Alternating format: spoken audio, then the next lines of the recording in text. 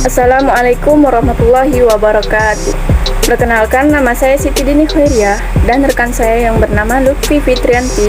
Kami dari kelompok 10 ingin memaparkan hasil diskusi kami yang berjudul Hakikat Kesulitan Belajar Bahasa Disfasia, Matematika Diskalkulia, dan Hakikat Kesulitan Belajar Menulis Disgrafia, dan cara penanganannya. Baiklah, kesulitan belajar akademik bersifat umum dan spesifik. Kesulitan belajar umum adalah kesulitan belajar yang ditandai oleh adanya pencapaian hasil belajar dalam mata pelajaran pada umumnya, berada di bawah kemampuan Underrechtschreibweise Westwood tahun 1995. Hal ini mungkin karena faktor penyesuaian di sekolah, lingkungan keluarga, kantor, motivasi yang rendah, atau pemilihan strategi belajar yang tidak tepat. Sementara itu, Riff and Heimbuch tahun 1996 menyatakan bahwa siswa berkesulitan belajar memiliki beberapa masalah dalam keterampilan dasar akademik, yaitu belajar, menulis, dan berhitung, dan bermasalah dalam keterampilan dasar umum, yaitu pemahaman bahasa, ekspresi bahasa, orientasi, motorik, atensi, dan konsentrasi, emosi, dan perilaku, serta komunikasi. Bahasa disfasia. Disfasia atau disebut juga gangguan bahasa spesifik didefinisikan sebagai perubahan dalam pengembangan bahasa yang diberikan tanpa dipengaruhi faktor evolusi lainnya. Ini adalah perubahan dalam bahasa yang memanifestasikan dirinya dari awal perkembangan linguistik, yang muncul dengan penundaan dan mempengaruhi orang tersebut dalam cara yang langgeng dengan tingkat keparahan yang lebih sedikit atau lebih besar. Orang yang menderita disfasia ini sebagai akibat dari pengaruh gangguan tersebut tidak hanya menghadirkan kesulitan dalam bahasa, tetapi juga menunjukkan mempengaruhi kemampuan mereka untuk berhubungan, peduli, dan berperilaku. Dengan demikian, orang dengan disfasia akan memiliki karakteristik sebagai berikut. Yang pertama, kesulitan berhubungan dengan teman sebaya Anda. Yang kedua, isolasi. Orang yang sama memutuskan untuk mengisolasi dirinya sendiri atau teman-temannya mengisolasi dirinya. Yang ketiga, perhatian kerja berkurang. Yang keempat, karakteristik lain dari orang dengan disfasia adalah bahwa mereka cenderung berulang dalam kebiasaan mereka. Yang kelima, kesulitan memperoleh pengetahuan. Yang keenam, kesulitan dalam memahami ruang dan waktu. Yang ketujuh, karakteristik lain dari orang yang menderita disfasia adalah mereka yang mengalami komplikasi kognitif yang lebih besar dibandingkan dengan orang yang tidak menderita disfasia. Jenis disfasia. 3 jenis disfasia dapat dibedakan. Disfasia motorik atau ekspresif. Orang yang menderita disfasia jenis ini menunjukkan tingkat pemahaman yang baik, tetapi pada saat yang sama mereka memiliki kesulitan luar biasa dalam meniru suara, fonem, dan kata-kata. Dan mereka memiliki bahasa spontan yang buruk dan langka. Disfasia sensorik atau reseptif. Jenis disfasia ini ditandai dengan adanya kesulitan dalam asosiasi verbal, dalam penafsiran bahasa lingkungan, misalnya kesulitan dalam menafsirkan sensasi yang diberikan warna-warna terang pada kita dalam sebuah ruangan, dan dalam membangkitkan objek secara verbal, atau kesulitan mengingat nama objek, misalnya ketika dikatakan saya memilikinya di ujung lidah. Maksud kami adalah sulit bagi kami untuk mengingat nama objek tertentu. Disfasia campuran. Disfasia ini mengacu pada serangkaian gejala motorik dan sensorik yang terpengaruh, yaitu termasuk kesulitan dari 2 jenis disfasia sebelumnya. Terdapat model biasa yang terdiri dari 3 level yang harus disesuaikan dengan orang tersebut. Oleh karena itu, tidak ada 2 yang akan sama. 3 tingkat perawatan disfasia dijelaskan di bawah ini. Level pertama adalah yang disebut stimulasi yang diperkuat, yang terdiri dari menghadirkan pasien dengan rangsangan komunikatif dan verbal alami dalam konteks nyata dan fasilitator, di mana pasien dapat mempraktikkan strategi yang terlibat dalam penggunaan bahasa. Dengan cara ini dimaksudkan untuk meningkatkan stabilitas rangsangan dan strategi, dan juga meningkatkan intensitas interaksi yang dilakukan pasien dengan orang lain. Level kedua merujuk pada panggilan restrukturisasi bahasa, di mana mereka bermaksud untuk memodifikasi semua aspek komunikasi dan bahasa untuk memfasilitasi perkembangan mereka pada tingkat ini. Diusulkan untuk memperkenalkan metode yang dapat meningkatkan kemudahan komunikasi seperti menambahkan informasi visual, sentuhan, atau motorik, serta komponen akustik pidato. Level ketiga, pengobatan disfasia ditandai dengan pengenalan sistem komunikasi alternatif. Dalam kasus-kasus di mana komunikasi verbal tidak mungkin atau sangat terbatas, dalam beberapa kasus, ini akan menjadi solusi yang pasti, meskipun dalam kebanyakan kasus sistem alternatif ini akhirnya menjadi sistem yang meningkatkan pengembangan keterampilan komunikasi. Perlu dicatat bahwa ketika level ini saling melengkapi dan fleksibel, sederhananya ini adalah panduan praktis kecil yang direkomendasikan beberapa profesional untuk mengobati disfasia. Perlu adanya penanganan anak usia dini dengan gangguan perkembangan. Namun, ada beberapa jenis yang dapat disarankan sebagai berikut. A. Penanganan medis. B. Terapi bermain. C. Terapi perilaku. D. Terapi keluarga. E. Fisioterapi. B. Matematika diskalkulia. Kesulitan ini dapat ditinjau secara kuantitatif yang terbagi menjadi bentuk kesulitan berhitung atau counting dan mengkalkulasi atau calculating. Anak yang bersangkutan akan menunjukkan kesulitan dalam memahami proses-proses matematis. Hal ini biasanya ditandai dengan munculnya kesulitan belajar dan mengerjakan tugas yang melibatkan angka ataupun simbol matematis. Baiklah, selanjutnya akan dilanjutkan oleh rekan saya, Lutfi Fitrianti. Terima kasih. Baik, di sini saya akan melanjutkan tentang diskalkulia. Jadi menurut Dr. Siastuti Andayani, SPA, ada beberapa faktor yang dapat menyebabkan terjadinya diskalkulia.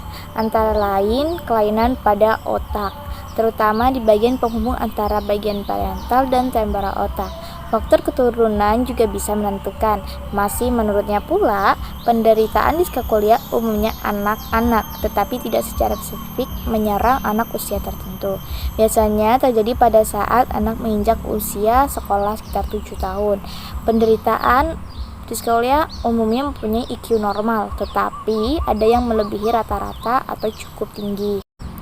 Anak-anak dengan gangguan diskalkulia disebabkan oleh ketidakmampuan mereka dalam membaca, imajinasi, mengintegrasikan pengetahuan dan pengalaman, terutama dalam memahami soal-soal cerita. Anak-anak dalam diskalkulia tidak bisa mencerna sebuah fenomena yang masih abstrak. A. Ciri-ciri diskalkulia. Tingkat perkembangan bahasa dan kemampuan hanya normal, malah seringkali mempunyai memori visual yang baik dalam merekam kata-kata tertulis seperti 1. Sulit melakukan hitungan matematis, contohnya sehari-hari.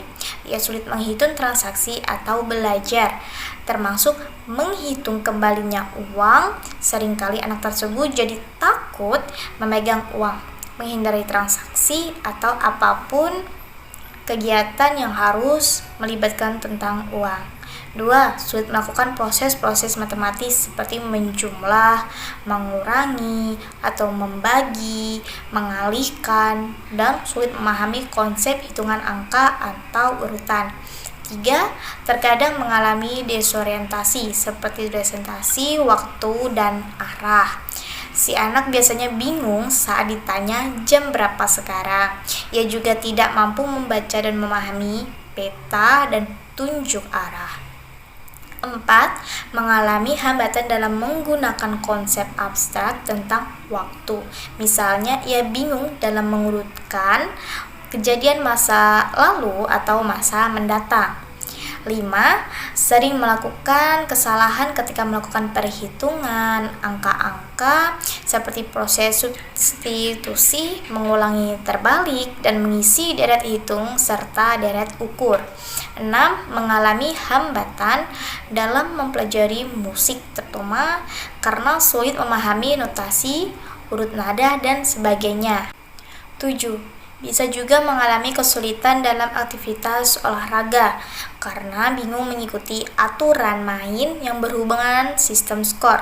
8. Proses penglihatan atau visual lemah dan bermasalah dengan spasial atau kemampuan memahami bangunan ruang. Dia juga sulit memasukkan angka-angka pada kolom yang tepat. 9. Kebingungan menentukan sisi kiri dan kanan, serta disorientasi waktu atau bingung antara masa lampau dan masa depan. 10. Bingung membedakan dua angka yang bentuknya hampir sama, misalnya angka 7 dan angka 9, atau angka 3 dan angka 8. Beberapa anak juga ada yang kesulitan menggunakan kalkulator. 11. Kesulitan memahami konsep waktu dan arah. Akibatnya seringkali mereka datang terlambat ke sekolah atau suatu acara. 12. Salah dalam mengingat atau menyebutkan kembali nama orang. 13. Memberikan jawaban yang berubah-ubah atau inkonsisten saat diberi pertanyaan perjumlahan, pengurangan, perkalian, atau pembagian. Orang dengan diskalkulia tidak bisa merencanakan keuangan dengan baik dan biasanya hanya berpikir tentang keuangan jangka pendek. Terkadang dia cemas ketika harus bertransaksi yang melibatkan tentang uang, misalkan contohnya seperti di kasir. 14. Kesulitan membaca angka-angka pada jam atau dalam menentukan letak seperti lokasi sebuah negara, kota, jalan, dan sebagainya. Dalam menangani anak dengan diskalkulia bukanlah hal yang mudah, tetapi kondisi ini dapat dikendalikan dengan strategi yang tepat, seperti 1.